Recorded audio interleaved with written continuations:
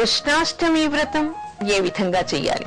మనం ఇంతకు ముందు చెప్పుకున్నాం. కృష్ణాష్టమి నిర్ణయించిన తర్వాత అంటే అష్టమి ప్రకారం మనం కృష్ణాష్టమి చేస్తున్నామా లేదా కృష్ణ జయంతిని చేస్తున్నామా అని చెప్పేసి ఆలోచించుకుని, లేదా 2 రోజులు కానీ ఎవరి ఇష్టానుసారంగా ఎవరు సంకల్పించుకున్న విధంగా వాళ్ళు చేయవచ్చు. అయితే ఈ రోజు ఏం చెయ్యాలి? తప్పనిసరిగా ఈ రోజు రాత్రి వరకు, అంటే అర్ధరాత్రి కదా కృష్ణుడు పుట్టాడు, ఆ 2వ యామం వరకు కూడా అందరూ మేలుకుని ఉండాలి, అంతవరకు ఉపవసించాలి. మనకి నిర్ణయ సింధులో చెప్పేటువంటి విషయం ఏమిటంటే, ఎవరైతే ధర్మంగా నడుచుకుంటూ ఉంటారో, ఎవరైతే భక్తి ప్రపత్తులు కలిగి ఉంటారో, అంటే ఆస్తికత్వాన్ని, భగవంతుణ్ణి ఎవరు నమ్ముతారో వాళ్ళంతా కూడా తప్పనిసరిగా కృష్ణాష్టమి రోజు ఉపవసించాలి. ఉపవాసం చేయనటువంటి వాళ్ళందరూ కూడా మరు జన్మలో అడవిలో సర్పాలై జన్మిస్తారు అని చెప్పేసి చెప్పబడింది. అందుకని ప్రతి వ్యక్తి కూడా ఆస్తికత్వం ఉన్నటువంటి వాళ్ళు, అంటే భగవద్భక్తి కలిగిన ప్రతి వ్యక్తి కూడా ఈ రోజు ఉపవసించి తీరాలి, లేదా వచ్చే జన్మలో సర్పజన్మాన్ని వాళ్ళు ఎత్తుతారు అనేటువంటి విషయం తెలుస్తోంది. ఇకపోతే ఈ వ్రతాన్ని ఏ విధంగా చేయాలి? ప్రాతకాలంలోనే సూర్యోదయాత్ పూర్వం నిద్రలేచి తలస్నానం చేసుకుని, ఇక్కడ స్నానానికి కూడా ప్రత్యేకత ఉంది. ఏమిటంటే తిలామలక పొడిని, పిష్టాన్ని ఒంటికి రాచుకుని స్నానం చేయాలట. తిలలు అంటే నువ్వులు, ఆమలకం అంటే ఉసిరికాయ. ఈ రెండిటి పిండిని కలిపి దంచి దీన్ని ఒంటికి రాచుకుని స్నానం చేయాలిట ఈ రోజు ప్రత్యేకంగా. ఈ రోజు నుంచే మనకి చలికాలంలో చేసేటువంటి స్నాన విధానాలు మొదలవుతాయి. ఆ తర్వాత స్నానం చేసిన తర్వాత సంకల్పించుకోవాలి, హే కృష్ణ, ఈ రోజు నీ గురించి నేను వ్రతం చేయాలనుకుంటున్నాను, నన్ను కరుణించమని చెప్పేసి వేడుకుని సంకల్పించుకోవాలి. ఆ తర్వాత రాత్రి వరకు కూడా పూజా సంభారాలని చేసుకోవాలి. సాయంత్రం వేళ, దీనికి గోకులాష్టమి అనేటువంటి పేరు కూడా ఉంది, ఎందుకంటే గోకులంలో ఆయన పెరిగాడు కాబట్టి గోకులాష్టమి అనేటువంటి పేరుంది. ఆ రోజుల్లో గోపికలంతా కూడా కృష్ణుడు తమ ఇంటికే వస్తాడు అని చెప్పేసి వేది గుమ్మం నుంచి పూజాగృహం వరకు కూడా వాళ్ళు కృష్ణుడి పాదుకల అచ్చులు వేసేవాళ్ళుట. అదేవిధంగా ఆ ఆనవాయితీ ప్రకారం ఇప్పుడు కూడా చాలా మంది ఏమిటంటే గుమ్మం, వీధి గుమ్మంలో చక్కని రంగులతో ముగ్గులు పెడతారు, రకరకాల రంగులతో ముగ్గులు పెడతారు, అష్టదళ పద్మాలు వేస్తారు. ఎందుకంటే కృష్ణుడు ఆ ముగ్గుల్ని తుక్కుతూ చక్కగా తమ ఇంటికి వస్తాడని చెప్పేసి ఆ ముగ్గుల చుట్టూ కూడా కృష్ణ పాదుకలు వేస్తారు బియ్యం పిండితో. బాగా డబ్బు ఉన్నవాళ్ళు, ధనవంతులైతే రత్నమాణిక్యాన్ని పెట్టి కూడా ఆ పాదుకల్ని పూజిస్తారట. అలా ఆ పాదుకల మీద పూజ చేస్తూ, అంటే అలంకరిస్తూ వచ్చి పూజాగృహంలో కృష్ణుణ్ణి పెట్టుకుంటారు. కృష్ణుడు కూడా ఎలా పెట్టుకోవాలి? ఒక బల్ల మీద, చతురస్రాకారమైనటువంటి బల్ల మీద అష్టదళ పద్మాలు, గోవు అడుగుల ముద్రల్ని బిండితో వేసి, తర్వాత అక్కడ పంచరంగులతో కూడా అక్కడ అలికి, ఆ తర్వాత దాని మీద ఒక గుడ్డను పెట్టి, దాని మీద ఒక కలశాన్ని పెట్టి, ఆ కలశంలో పంచపల్లవాలు పెట్టి, దాని మీద ఒక పళ్ళెం పెట్టి, దాని మీద పారాడే కృష్ణుడి విగ్రహాన్ని పెట్టాలి. కృష్ణుడిని ఆ విధంగా పళ్ళెంలో పెట్టిన తర్వాత ఆయన పక్కన మహాలక్ష్మిని కూడా పెట్టడం మర్చిపోకూడదు. ఈయన బాలకృష్ణుడు కదా, మహాలక్ష్మి ఎక్కడ అని ఎవరు అనుకోకూడదు. ఆయన పక్కన మహాలక్ష్మిని కూడా పెట్టాలి. ఆ తర్వాత కృష్ణుడిని పూజ చేయాలి. అయితే ఇక్కడ 2 రకాలుగా చేస్తారు. మోక్షం కోసం చేసేవాళ్ళు ఒక రకంగాను, సంతానం కావలసిన వాళ్ళు ఒక రకంగాను, భక్తి ప్రపత్తులతో తమకన్నీ ఆయనే అనుకుని చేసేవాళ్ళు ఒక రకంగాను. ఇక్కడ ఏమంటారంటే, ఏది అక్కర్లేదు అని ఏ వ్యక్తి అనుకోకూడదు. ప్రతి వ్యక్తికి కూడా ఎన్నో సందర్భాల్లో ఎన్నో కోరికలు ఉంటాయి. అందుకని అన్నిటినీ తీర్చేవాడు ఆ కృష్ణుడు. అయితే ఏం మనకి కావాలి, ఏది అక్కర్లేదు అనేటువంటి నిర్ణయం చేసుకునేటువంటి శక్తి మనకి లేదు. ఎందుకంటే మరుక్షణం ఏం జరగబోతుందో మనకి తెలియదు.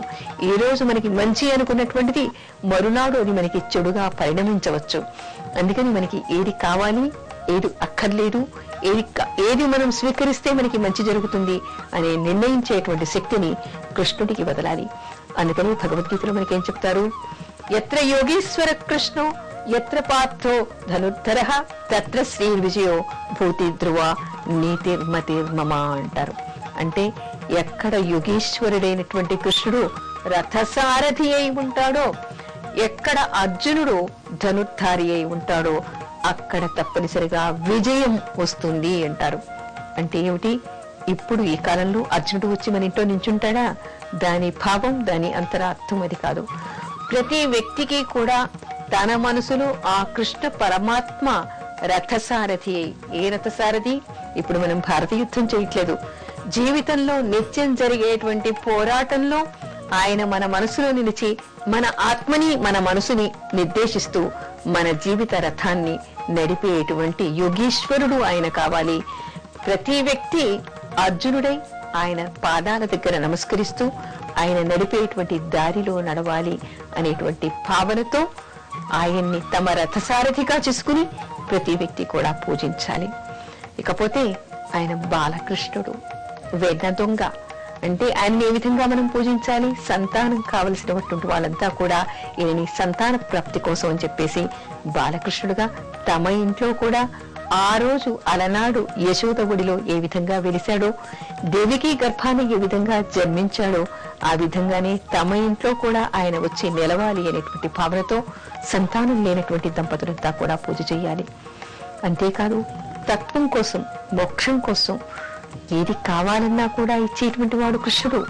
ఆ తర్వాత ఆర్తితో ఎవరు పిలిస్తే వాళ్ళ ఎదుట కృష్ణ అంటే వచ్చి పక్కన నించునేటువంటి వాడు కృష్ణుడు. అందుకని ఆ కృష్ణ పరమాత్మని మర్చిపోకుండా ఎవరైనా సరే అన్యథా శరణం నాస్తి త్వమేవ శరణం మమ రక్షమాం రక్షమాం అని ఎవరంటే వాళ్ళ పక్కనే వచ్చి నించుంటాట శ్రీకృష్ణుడు. ఎప్పుడైతే ద్రౌపదీదేవి ఆర్తనాదం చేసిందో అప్పుడు వచ్చి ఆవిడికి వస్త్రాన్ని అందించినటువంటి వాడు కృష్ణుడు. ఆపద్ బాంధవుడు కృష్ణుడు. అందుకని కృష్ణాష్టమి రోజు కలశం పెట్టి దానికి కల్పం కథ కూడా ఉంది. ఆయనకి తులసీ దళాలతో పూజ చేయాలనేటువంటి విశేషం కూడా మనకి ఇక్కడ కనపడుతోంది.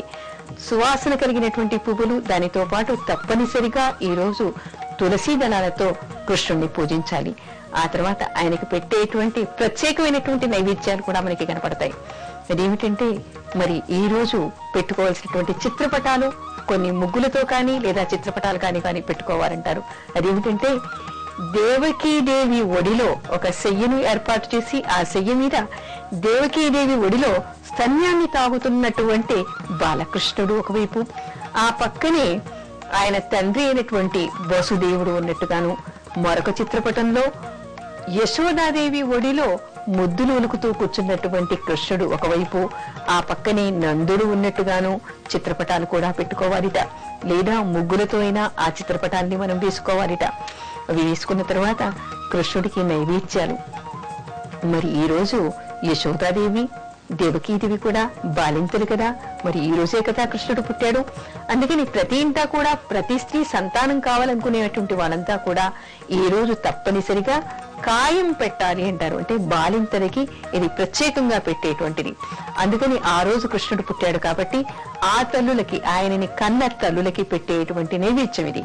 ఏమిటంటే మినుములు వేయించేసి పొడి కొట్టి దానిలో శొంఠి చూర్ణం వేసి బెల్లము నెయ్యి కలిపి లడ్డూల్లాగా చేసి దీన్ని కాయపు ఉండలు అని బాలింతలకి పెడతారు. అలాంటివి ఈ రోజు ప్రత్యేకంగా నైవేద్యం పెట్టాలిట. ఆ తర్వాత ఆయన స్నేహితుడైనటువంటి కుచేలుడికి ధనధాన్య సంపత్తులు ఇచ్చాడు కదా. ఏం తిని ఇచ్చాడు? అటుకులు తిని ఇచ్చాడు. అందుకని ఈయనకి ప్రత్యేకంగా ఈ రోజు రకరకాల అటుకులతో చేసినటువంటి రకరకాల వంటకాలన్నీ కూడా కృష్ణుడికి ప్రత్యేకంగా నైవేద్యం పెట్టాలి. ఆయన గోక్షీరం తాగుతూ ఉండేవాడు, గోపాలకుడు. అందుకని ఆవు పాలు, పాలతో చేసినటువంటి ప్రత్యేకమైనటువంటి పిండి వంటలు, పాయసాలు చేసి ఆయనకి నివేదన చేయాలి.